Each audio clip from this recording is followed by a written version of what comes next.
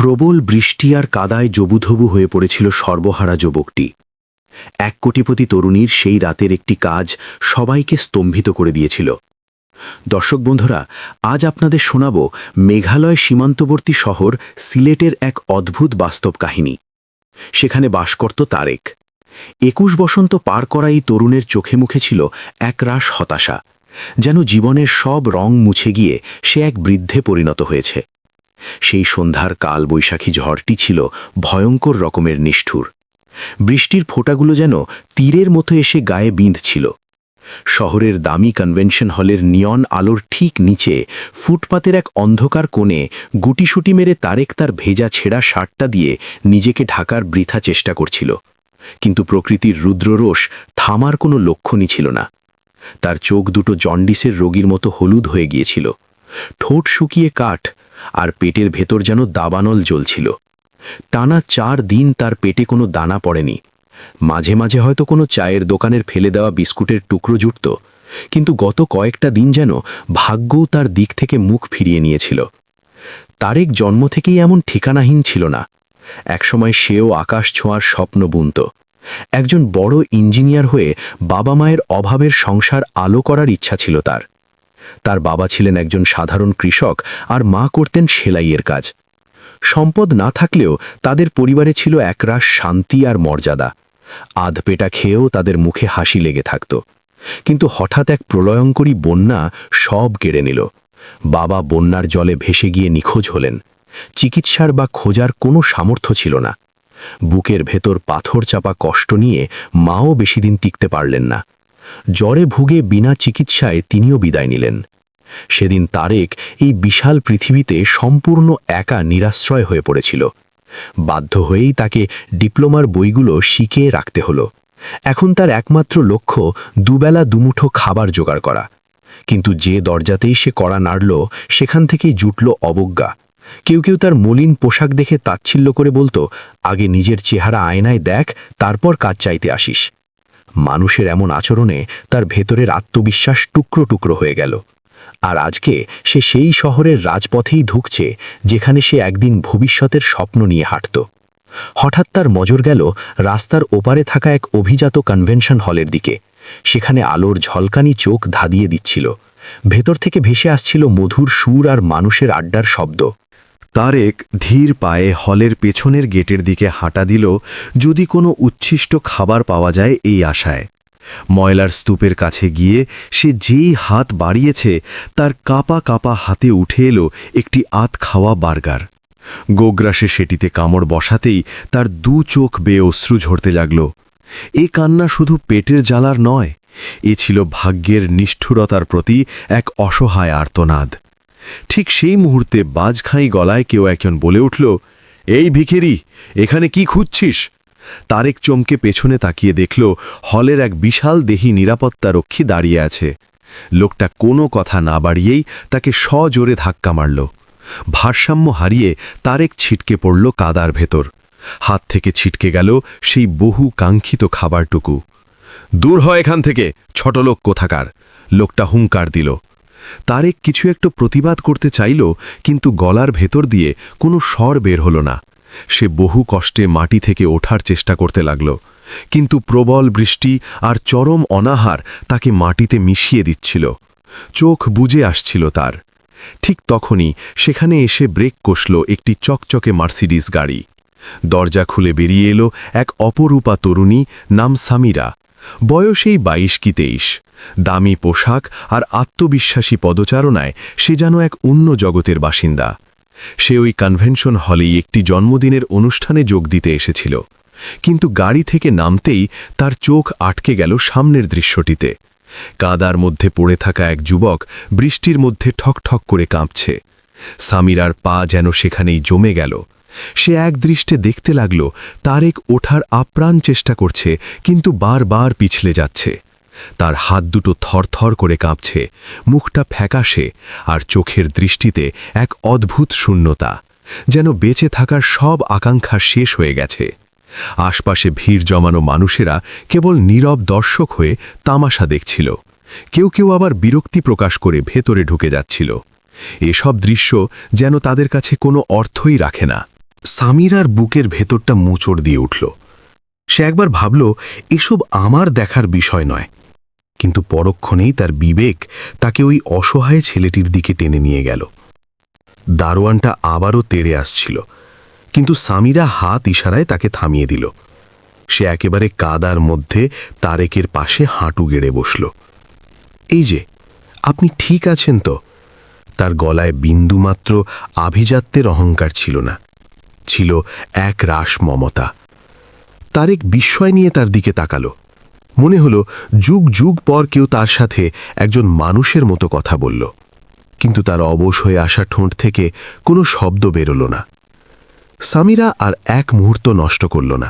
নিজের গায়ের দামি জ্যাকেটটা খুলে সে তারেকের ভেজা গায়ে জড়িয়ে দিল। জমে যাওয়া শরীরটায় একটুখানি উষ্ণতার ছোঁয়া লাগল। আশেপাশের ভিড় এবার নড়ে চড়ে বসল। কেউ নিজের চোখকে বিশ্বাস করতে পারছিল না যে শহরের অন্যতম সেরা ধনী পরিবারের মেয়ে এক রাস্তার ভিখারির পাশে কাদার মধ্যে বসে আছে। তারেক অস্ফুট স্বরে বলে উঠল, আমি কারো করুণা চাই না। গলার আওয়াজ ক্ষীণ হলেও তার কথার মধ্যে একটা স্পষ্ট আত্মমর্যাদা বোধ লুকিয়েছিল। সামিরার চোখের কোণ চিকচিক করে উঠল। সে অত্যন্ত মোলায়েম স্বরে জবাব দিল, আমি করুণা করছি না, একজন মানুষকে উঠে দাঁড়াতে সাহায্য করছি মাত্র। তারেকের কাছে এই কথাগুলো একদম অচেনা ঠেকল। বিনা স্বার্থে কেউ কেন তার জন্য এত দরদ দেখাচ্ছে? বৃষ্টি তখনও ঝরছিল, পেটের আগুনও নেভেনি, কিন্তু সেই খনিটিতে এমন কিছু একটা ঘটছিল যা তার জীবনের গতিপথ সম্পূর্ণ বদলে দেওয়ার প্রস্তুতি নিচ্ছিল। সামিরা তাকে টেনে তোলার জন্য নিজের ডান হাতটা বাড়িয়ে দিল। তারেক দ্বিধাগ্রস্ত হয়ে সেই হাতের দিকে তাকিয়ে রইল। সে কি এই অচেনা হাতটি ধরবে, নাকি আবার নিজের সেই অন্ধকার জগতেই হারিয়ে যাবে? বেশ কিছুক্ষণ তারেক ওই বাড়ানো হাতটার দিকে এক দৃষ্টে তাকিয়ে থাকল। তার মনে ভয় ছিল, দ্বিধা ছিল, আর সবচেয়ে বেশি ছিল শেষ সম্বলটুকু, অর্থাৎ নিজের সম্মান হারানোর আশঙ্কা। জীবনে সে তার সব কিছুই খুইয়েছে, কিন্তু একটা মাত্র জিনিস সে সযত্নে আগলে রেখেছিল, সে নিজে কখনো ভিক্ষার হাত পাতে না। ঠান্ডা বাতাস হু হু করে বইছিল, অথচ সেই নির্দিষ্ট মুহূর্তে মনে হচ্ছিল যেন গোটা পৃথিবীর সময় থমকে গেছে। চারপাশের লোকজন শুধু ফিসফিস করছিল, কেউ কেউ ভ্রু কুচকাচ্ছিল, আবার কেউ পকেট থেকে ফোন বের করে ভিডিও করতে ব্যস্ত হয়ে পড়েছিল। সামিরা খুব শান্ত গলায় বলল, ভয় পাবেন না, আমি আপনাকে টেনে তুলতে এসেছি, ছুঁড়ে ফেলার জন্য নয়। এই কয়েকটি শব্দ তারেকের হৃদয়ের গভীরতম স্থানে গিয়ে আঘাত করল। সে কাঁপতে কাঁপতে নিজের হাতটা একটু সামনে বাড়ালো, পরক্ষণেই আবার গুটিয়ে নিল। মাথা নিচু করে সে অত্যন্ত কষ্টে উচ্চারণ করল, আমি কারো ঘাড়ের বোঝা হতে চাই না। সামিরার মুখে একটা মৃদু হাসি ফুটে উঠল, যে হাসির আড়ালে লুকিয়েছিল এক অদ্ভুত বেদনা। কখনো কখনো মানুষ মানুষের আশ্রয় হয়ে দাঁড়ায়, বোঝা নয়। এরপর আর তারেক কোনো দ্বিধা করল না। সে খুব সন্তর্পণে তার হিমশীতল হাতখানা সামিরার হাতের উপর রাখল। সামিরা শক্ত করে তার হাত ধরে তাকে মাটি থেকে টেনে তুলল। তারেক সোজা হয়ে দাঁড়ালো ঠিকই, কিন্তু দুর্বলতায় তার পা তখনও কাঁপছিল। দারোয়ানটা আবার বাধা দিয়ে বলে উঠল, ম্যাডাম, একে তো ভেতরে ঢোকানো যাবে না, এর গায়ের কাদায় সব নষ্ট হয়ে যাবে, ভেতরের গেস্টরা। এবার সামিরার গলা কিছুটা কঠিন শোনাল, ময়লা ওর গায়ে নয়, ময়লা আপনাদের মানসিকতায়। দারোয়ানটা একদম চুপসে গেল। উপস্থিত দর্শকরা একে অপরের মুখ চাওয়াচাবি করতে লাগল। সামিরা অত্যন্ত সাবধানে তারেককে ধরে সোজা কনভেনশন হলের ভেতরের দিকে নিয়ে চলল। তারা ভেতরে পা রাখতেই পুরো হলের মনোযোগ তাদের ওপর নিবদ্ধ হল।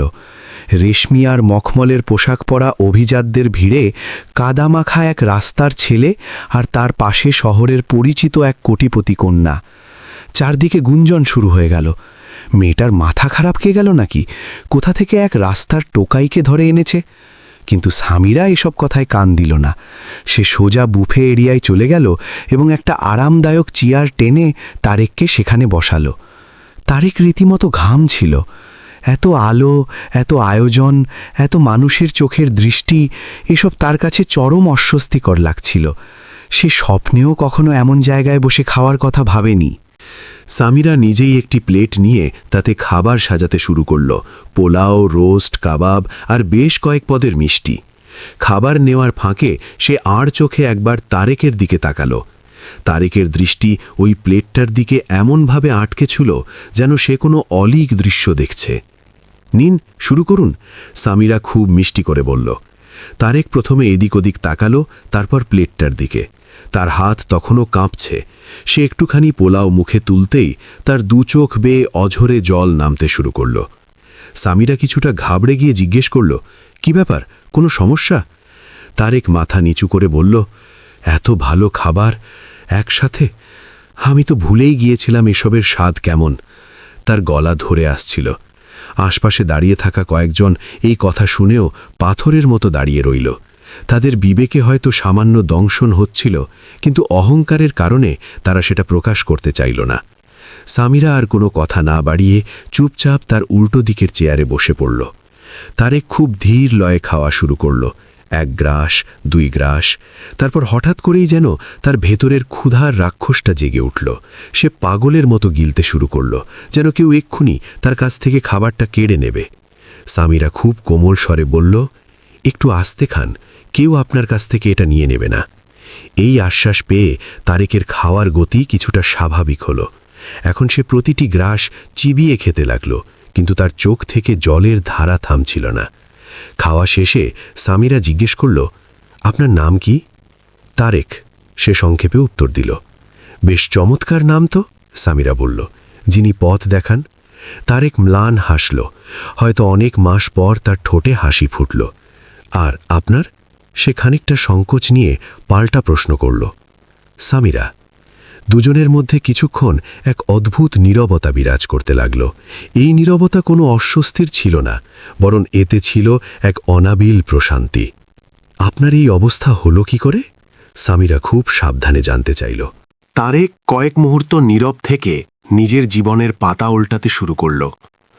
বন্যার সেই ভয়াল রাত, বাবা মায়ের করুণ মৃত্যু, কাজের সন্ধানে দাঁড়ে দাঁড়ে ঘোরা আর শেষে ফুটপাতে আশ্রয় নেওয়ার পুরো বৃত্তান্ত সে গড় গড় করে বলে গেল। সামিরা একদম নিশ্চুপ হয়ে সব শুনল। তার চেহারায় তখন কোনো বড়লোকের মেয়ের অহমিকা ছিল না, ছিল শুধুই একজন মানুষের প্রতি আরেকজন মানুষের গভীর সহানুভূতি। আমি অনেক চেষ্টা করেছিলাম, সত্যি খুব চেষ্টা করেছিলাম, তারেক দীর্ঘশ্বাস ফেলে বলল, কিন্তু সবাই শুধু বলতো আমার মতো ভিখারি রাস্তায় হাজারটা ঘুরে বেড়ায়। তার শেষ কথাটা যেন হলের ভেতরের পরিবেশটাকে ভারী করে তুলল। ঠিক তখনই কয়েকজন অভিজাত ব্যক্তি তাদের টেবিলের কাছে এসে দাঁড়ালো। একজন ফিসফিস করে বলল, সবই হলো সোশ্যাল মিডিয়ায় ভাইরাল হওয়ার ধান্দা। অন্যজন সাই দিয়ে বলল, দেখিস কাল সকাল হতেই এই ছেলেকে সে চিনতেও পারবে না। সামিরা এসব কটূক্তি শুনলেও কোনো প্রতিক্রিয়া দেখালো না। হঠাৎ একজন ওয়েটার এসে জানালো, ম্যাডাম, আপনার বড় চাচা আপনাকে ডাকছেন। সামিরা উঠে দাঁড়িয়ে তারেককে বলল, আপনি এখানেই বসে থাকুন, আমি একটু আসছি। তারেক বাধ্য ছেলের মতো মাথা নাড়ল। সামিরা তার চাচার কাছে যেতেই তিনি রাগে ফেটে পড়লেন। এসব কি নাটক শুরু করেছিস তুই? তিনি দাঁত চিবিয়ে বললেন, পুরো পার্টিতে আমাদের নিয়ে হাসাহাসি হচ্ছে, প্রেসের লোক জানলে? সামিরা অত্যন্ত দৃঢ়তার সাথে জবাব দিল, আমি শুধু একজন অসহায় মানুষের পাশে দাঁড়িয়েছি। মানুষ? চাচা তাচ্ছিল্য ভরে হাসলেন, ওরা আমাদের জাতের নয়। সামিরার চোখে এই প্রথম রাগের স্ফুলিঙ্গ দেখা গেল। তাহলে হয়তো আমাদের এই জাতটাই ভুল, যেখানে মানুষের কোনো দাম নেই। চাচা কিছুক্ষণ স্তব্ধ হয়ে রইলেন, কিন্তু তার ক্ষোভ কমল না। তুই এক্ষুনি ওকে ঘাড় ধাক্কা দিয়ে বের করবি। সামিরা স্পষ্ট জানিয়ে দিল, না। দূর থেকে তারেক এই পুরো ঘটনা লক্ষ্য করছিল। সে বুঝতে পারছিল যে তার উপস্থিতির কারণেই এই মেয়েটির সমস্যা হচ্ছে।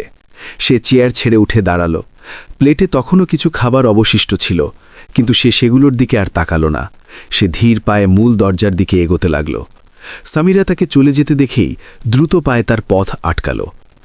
কোথায় যাচ্ছেন আপনি?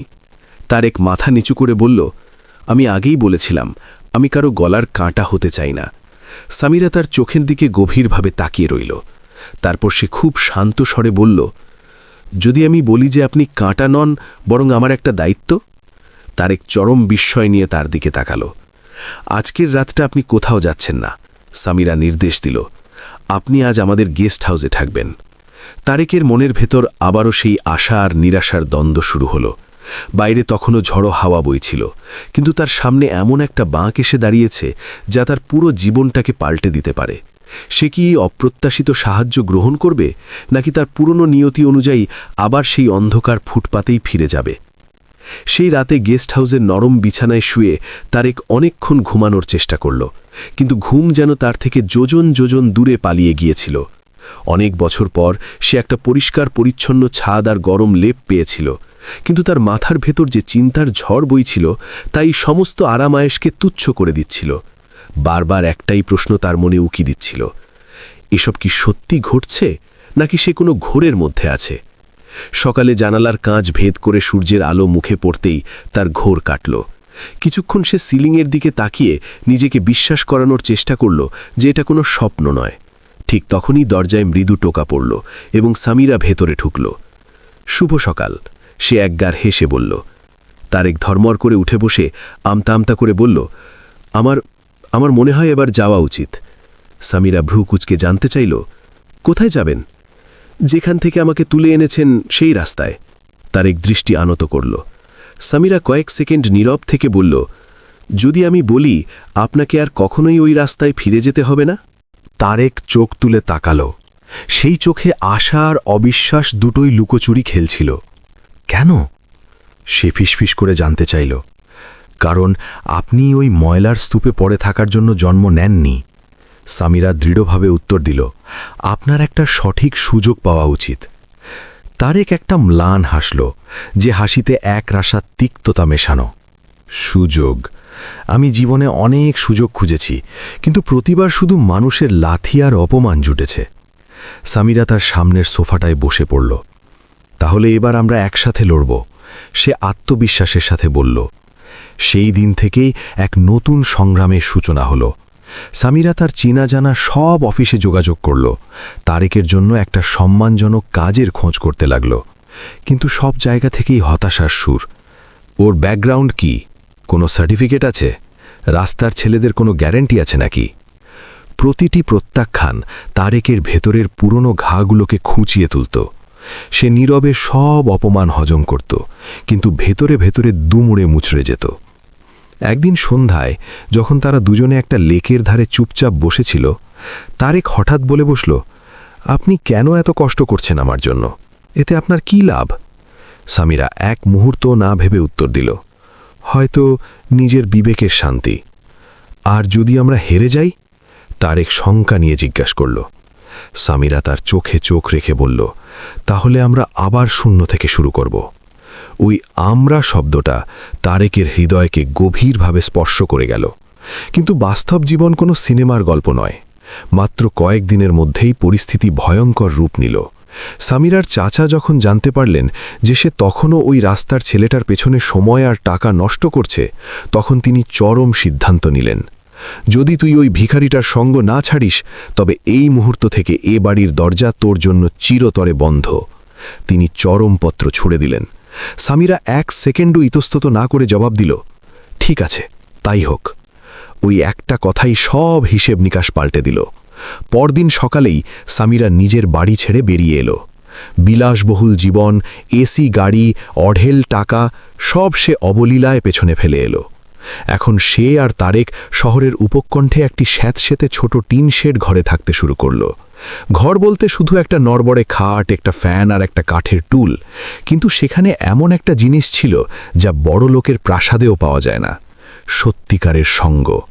প্রথম কয়েকটা মাস ছিল ভয়াবহ। জমানো টাকা ফুরিয়ে আসছিল। সামিরা জীবনে প্রথমবারের মতো নিজের হাতে রোজগার করার জন্য অনলাইনে ডেটা এন্ট্রির কাজ নিল। তারেকও একটা গ্যারেজে হেল্পারের কাজ জোগাড় করে ফেলল। দিনভর কালিঝুলি মেখে কাজ করার পর প্রথম দিন যখন সে তার মজুরি হাতে পেল, আনন্দে তার চোখ চকচক করে উঠল। সে সোজা দৌড়ে এসে টাকাটা সামিরার হাতে তুলে দিল। আমার জীবনের প্রথম রোজগার, সে লাজুক হেসে বলল। সামিরা টাকাগুলো হাতে নিয়ে কিছুক্ষণ সেগুলোর দিকে তাকিয়ে রইল। তারপর পরম মমতায় সেগুলো তারেকের পকেটেই গুজে দিল। এটা তোমার ঘামের দাম, তোমার জয়, এটা তুমিই সামলে রাখো।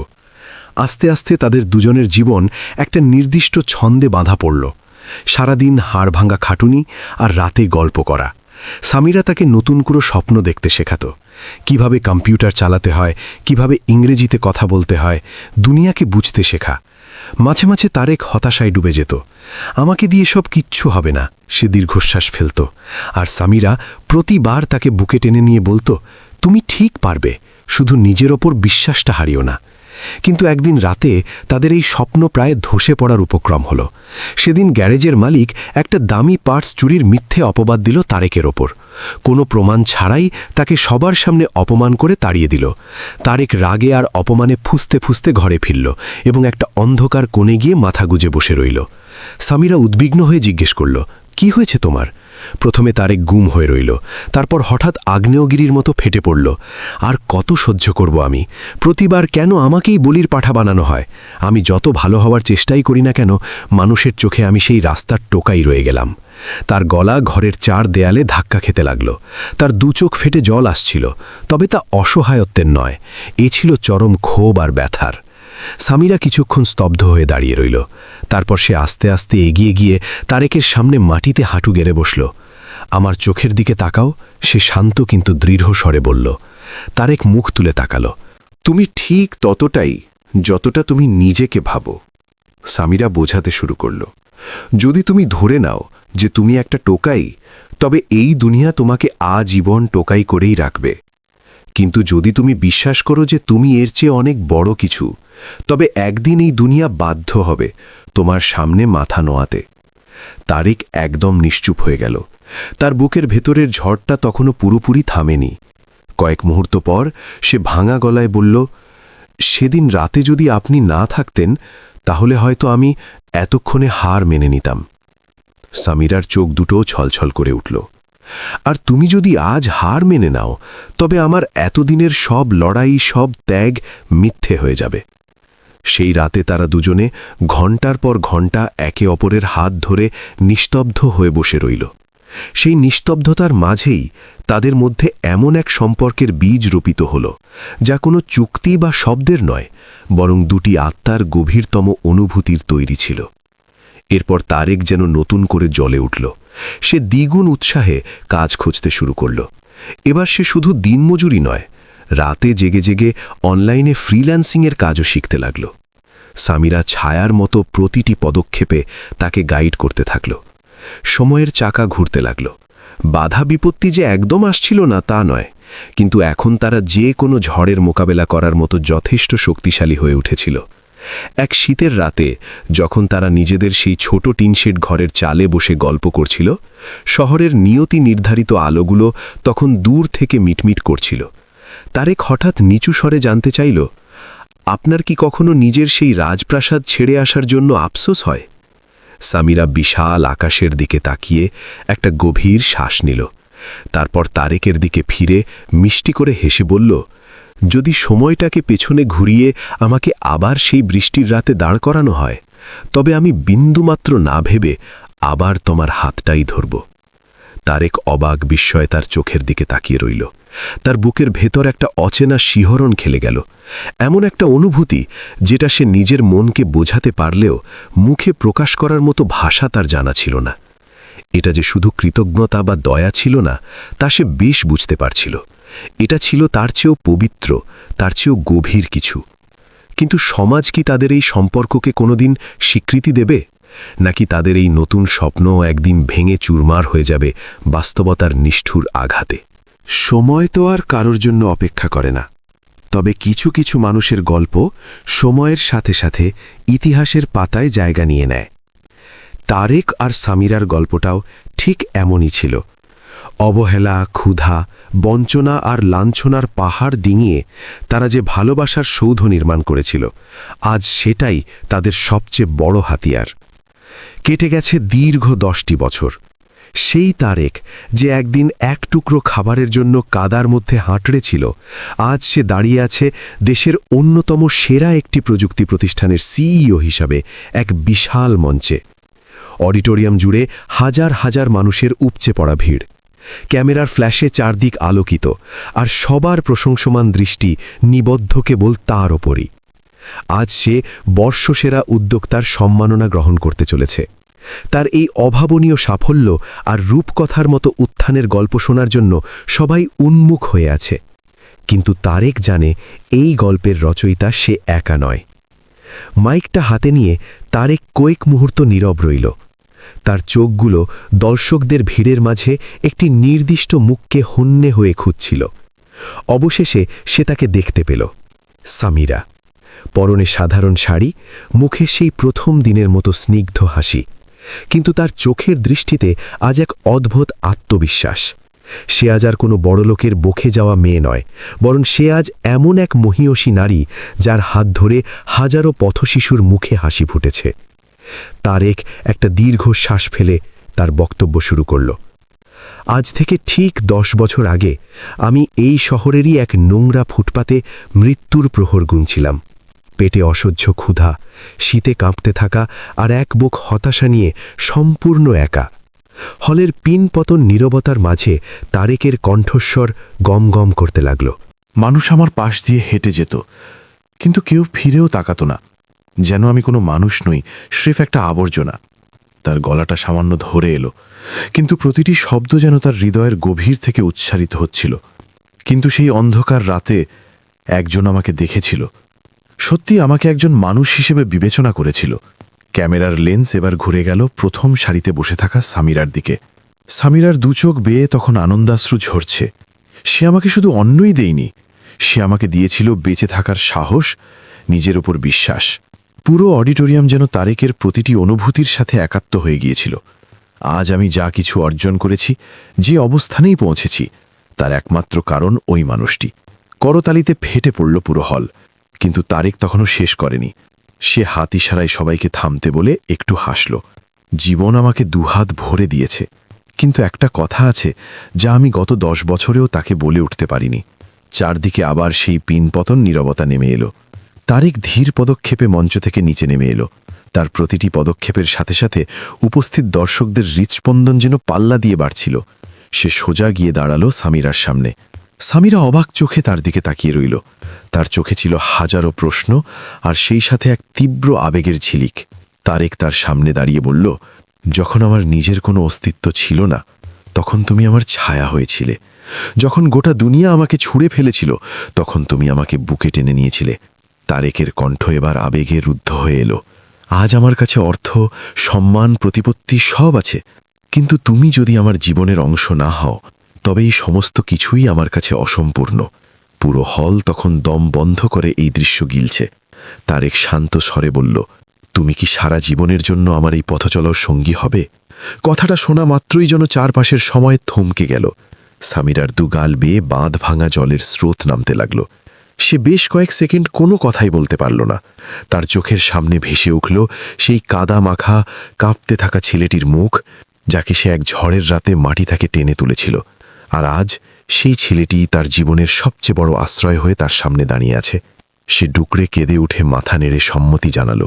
হ্যাঁ, কেবল একটি মাত্র শব্দ, কিন্তু তাতেই যেন সমস্ত শূন্যতা পূর্ণ হয়ে গেল। আনন্দে আর উচ্ছ্বাসে পুরো হল ফেটে পড়ল। সবাই দাঁড়িয়ে গিয়ে তাদের অভিবাদন জানাতে লাগল। অনেকের চোখেই জল। এটি শুধু একটি বিয়ের প্রস্তাব ছিল না, এটি ছিল বিশ্বাস, সংগ্রাম আর সত্যিকারের সম্পর্কের জয়।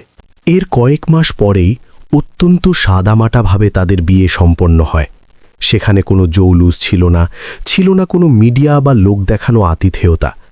অনুষ্ঠানে উপস্থিত ছিল শুধু সেই সব পথশিশুরা যাদের সামিরা নিজের সন্তানের মতো ভালোবাসত, আর ছিল সেই মানুষগুলো যারা তারেকের যাত্রার সাক্ষী হয়েছিল। বিয়ের মঞ্চে বসে তারেক সামিরার হাতটা শক্ত করে ধরে বলেছিল, সেদিন রাতে তুমি আমাকে শুধু বাঁচিয়েই তোলনি, তুমি আমাকে একটা নতুন জীবন দিয়েছিলে। সামিরা হেসে জবাব দিয়েছিল, আর আজ তুমি সেই জীবনটাকে একটা সার্থকতা দিলে। ঠিক সেই সময় ভিড় ঠেলে একজন বৃদ্ধ মানুষ তাদের সামনে এসে দাঁড়ালেন। তিনি ছিলেন সামিরার সেই অহংকারী চাচা। তার চোখে আজ আর কোনো দম্ভ ছিল না, ছিল কেবল অনুশোচনার আগুন। তিনি কাঁপা কাঁপা গলায় বললেন, আমাকে তোরা ক্ষমা করে দিস মা, আমি সেদিন সত্যি অনেক বড় ভুল করেছিলাম। সামিরা এক মুহূর্ত চুপ থেকে এগিয়ে গিয়ে তাকে জড়িয়ে ধরল।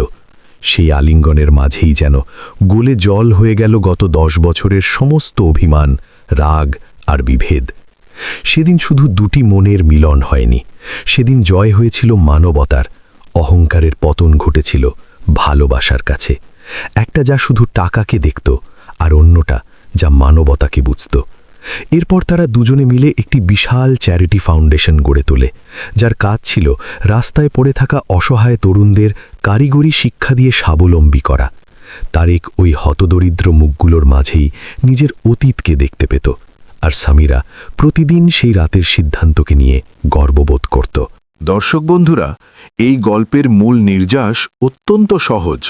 মানুষের পাশে দাঁড়ানোর জন্য ব্যাংক ব্যালেন্স নয়, বরং দরকার একটা বিশাল বড় হৃদয়ের।